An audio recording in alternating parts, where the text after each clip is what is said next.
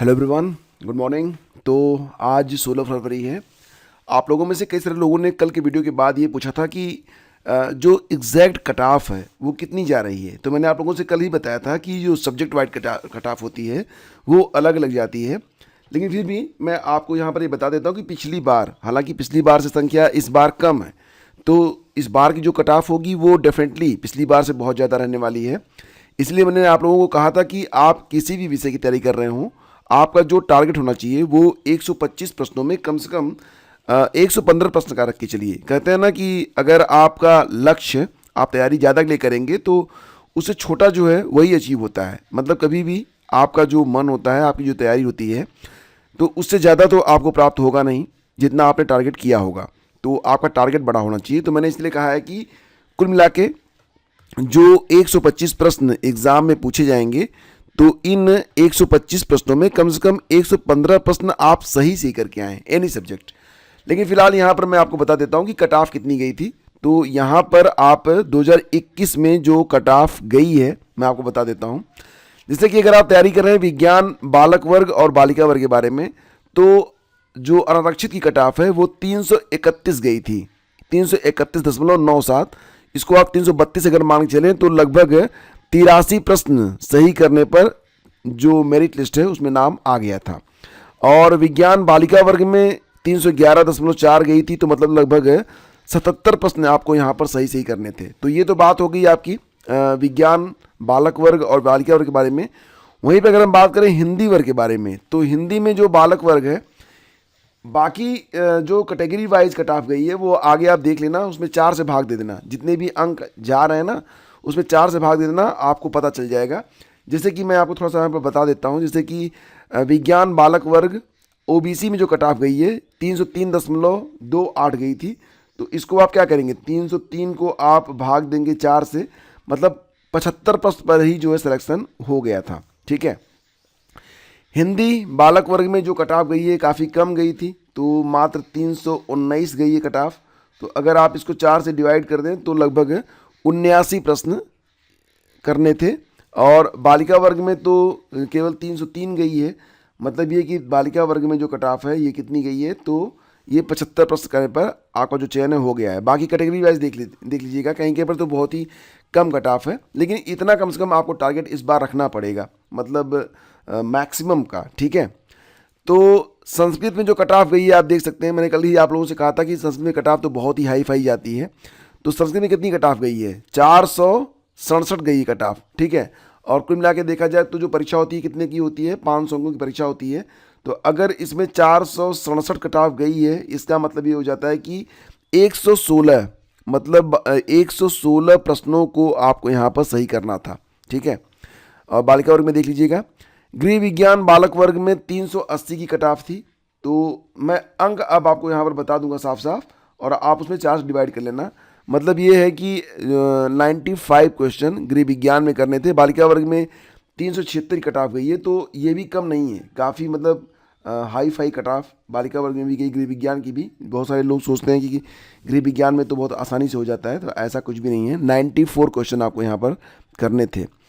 सामाजिक विज्ञान बालक वर्ग में जो कट ऑफ गई है ये 366 गई है।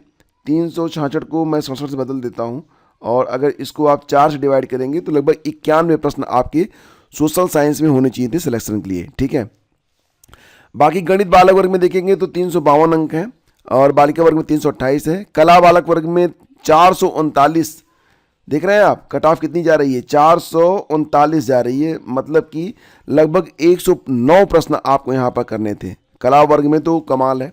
बालिका वर्ग में भी सेम गई है, 109 प्रश्न आपको यहाँ पर करने पर सिलेक्शन हुआ था। बाकी कैटेगरी वाइज आप लोग चेक कर लीजिएगा, आगे मैंने पूरी लिस्ट लगा दी है, और एक एक मतलब सभी चीज़ों को बताऊँगा तो 1 घंटे का वीडियो होगा।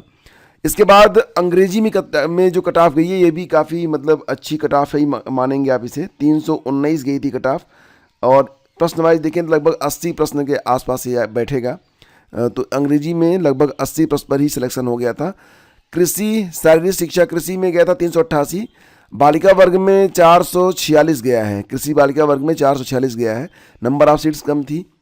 और शारीरिक शिक्षा बालक वर्ग में 433 है। इसके बाद शारीरिक शिक्षा बालिका वर्ग में 420, बालक वाणिज्य में 404 है। सिलाई में 357 गई है। और उर्दू बालक वर्ग में 423 है। उर्दू बालिका वर्ग में 407 है। संगीत वाले में 479 गई कट ऑफ। और संगीत गायन बालक वर्ग में 488 गई है। तो आप खुद ही देखिए ना कि कट ऑफ कितनी ज़्यादा रह रही है। और ये तब है जब पिछली बार मतलब नंबर ऑफ सीट्स इस बार की अपेक्षा बहुत ज़्यादा थी, उसके बावजूद ये कट ऑफ गई थी। मैंने इस पर एक डिटेल वीडियो बनाया हुआ है, अगर आप चाहें तो देख सकते हैं। मैं आपको जो पहला कमेंट है उसमें मैं वीडियो का लिंक डाल दूंगा, वहाँ से आप देख लेना।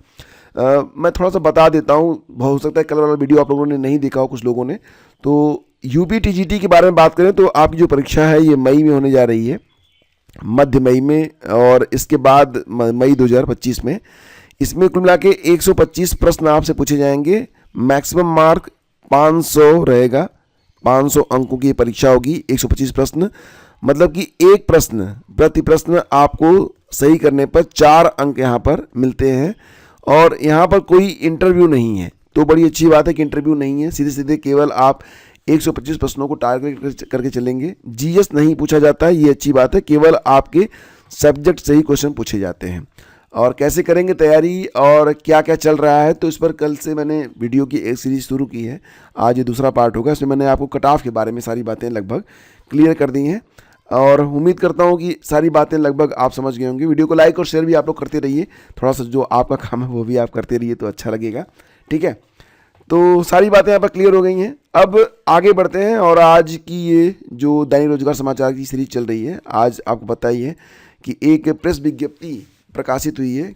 समाज कल्याण विभाग उत्तर प्रदेश के अंतर्गत संचालित आईएएस और पीसीएस परीक्षा पूर्व प्रशिक्षण केंद्रों से अभ्यर्थियों को निःशुल्क प्रशिक्षण और आवासीय सुविधा जो है वो प्रदान की जाती है।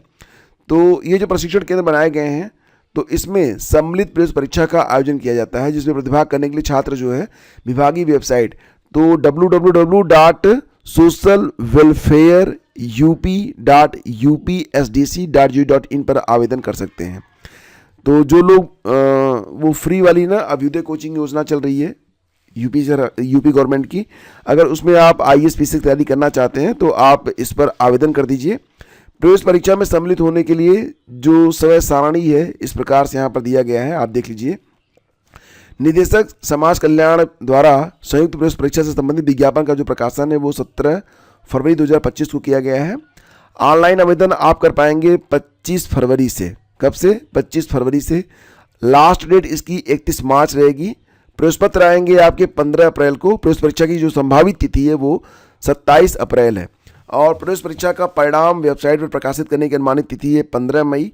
और कोचिंग सत्र आपका शुरू होगा 1 जुलाई से। ठीक है, लेकिन फॉर्म आपके 25 फरवरी से ही भरने शुरू हो जाएंगे। तो जो लोग अभ्युदय कोचिंग योजना के अंतर्गत मुफ्त में अपना एडमिशन करवा के, ये आपके ज़िले में ही चलती कोचिंग, ठीक है, और अगर आपका होता है तो आप करवा लीजिएगा, क्योंकि यहाँ पर जो आपको टीचर मिलते हैं काफ़ी अनुभवी होते हैं।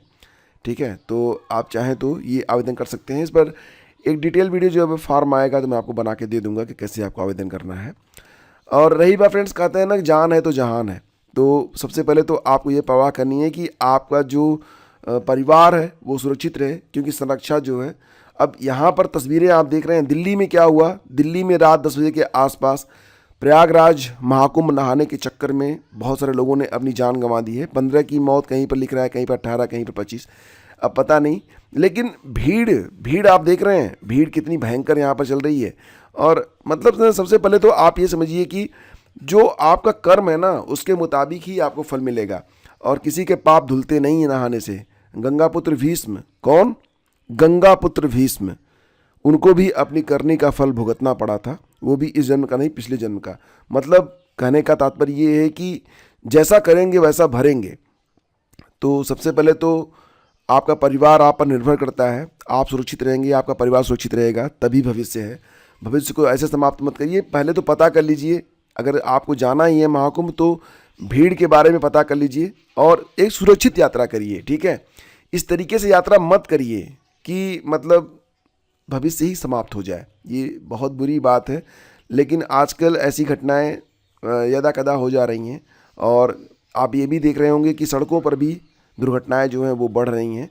वजह बस यही है कि लोगों को मतलब ना, अच्छा एक बात आपको पता है, कुछ चीज़ें ना देख सुन के भी होती हैं। जैसे कि अगर 10 लोगों का एक ग्रुप है, वो खूब हंस रहा हो, बेवजह हंस रहा हो, आप उसमें पहुंच जाएं और आपको बिल्कुल वजह पता नहीं है कि क्यों ये 10 लोग हंस रहे हैं, 20 लोग हंस रहे हैं, थोड़ी देर के बाद आप भी हंसना स्टार्ट कर देंगे। और अगर ऐसे ही होता है कि अगर कोई मतलब 10 लोग 20 लोग बैठ के रो रहे हों, खूब रो रहे हों, आप वहाँ पर खड़े रहिए, आप दुखी हो जाएंगे। तो सुन सुन के भी लोग ना चल दे रहे हैं। अभी कल एक लड़का मिला, उसने कहा कि सर मैं 2 बार गया हूँ, एक बार फिर जाऊँगा। हमने पूछा भाई साहब लगातार क्यों जा रहे हो? बोल रहा है बस अच्छा लगता है कि मन को बड़ी शांति मिलती है। चलो, मन की शांति सर्वोपरि है। वैसे भी धनबाद झारखंड के वीडियो को कुंभ का बताकर अपने अकाउंट पर किया पोस्ट, एक्स पर फैलाई अफवाह, 14 पर केस। देखो क्या है ना कि झूठ बोलना तो बहुत बुरी बात है, कहते हैं ना कि झूठ बोलना पाप है, तो सही बात है, झूठ तो नहीं बोलना चाहिए। और वो भी सोशल मीडिया पे बहुत सारे लोग सोशल मीडिया की खबरों को बिल्कुल सच मान लेते हैं। अभी मैं आपको बताऊं, मेरे एक चाचा जी हैं, वो मुझे रात में एक मैसेज किए, हो सकता है मैसेज आपको कभी आया हो, कि रात 12 बजे से 2 बजे के बीच में मोबाइल फोन बंद करके रखो, कास्मिक रेज की किरणें गुजरेंगी, ऐसे होगा वैसे। हमने कहा भाई साहब ये चाचा जी, मैं ये जो आप मैसेज मुझे भेजे हैं, मैं पिछले 7-8 साल से देख रहा हूँ, और ये SMS के थ्रू भेजा जाता है। मतलब अब तो खैर व्हाट्सएप आ गया, उस पर भी लोग कॉपी पेस्ट कर रहे हैं।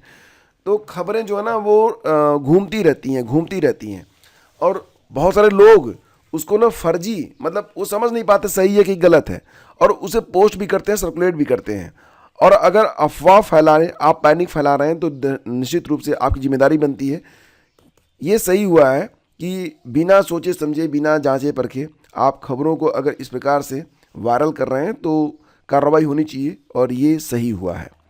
खैर आगे बढ़ते हैं। शिक्षा मित्रों ने राज्य मंत्री से मिलकर की समस्याओं के समाधान की मांग। तो शिक्षा मित्रों की जो समस्याएं हैं आप तो समझ ही रहे हैं, और शिक्षा मित्रों ने मांग करी है कि उनकी थोड़ी सी मानदेय जो है बढ़ा दिया जाए। 10,000 में गुजारा होना भी मुश्किल है, कुछ सुविधाएं भी उनको दे दी जाएँ, मेडिकल वगैरह। एक तो पैसे कम मिलते हैं, ऊपर से मतलब जो अलाउंस मिलता है शिक्षकों को, वो भी उनको नहीं मिलता है। तो यहाँ पर मांग तो खैर करेंगे वो लोग, ठीक है। तो आज की जो न्यूज़ है बस उसमें यही सब है। हम आपसे मिलेंगे एक नए वीडियो में, तब तक सुरक्षित रहिए, पढ़ते रहिए, अपने भविष्य के प्रति सचेत रहिए। और सबसे बड़ी बात ये कि आपकी जो जिम्मेदारी है वो ये है कि खुद को भी, अपने परिवार को भी, समाज को भी थोड़ा सा ज्ञान दीजिए, उनको भी सुरक्षित रहने का और सुरक्षित रखने का प्रयास करिए। हम मिलते हैं आपसे अगले वीडियो में। आज्ञा दीजिए, नमस्कार, जय हिंद।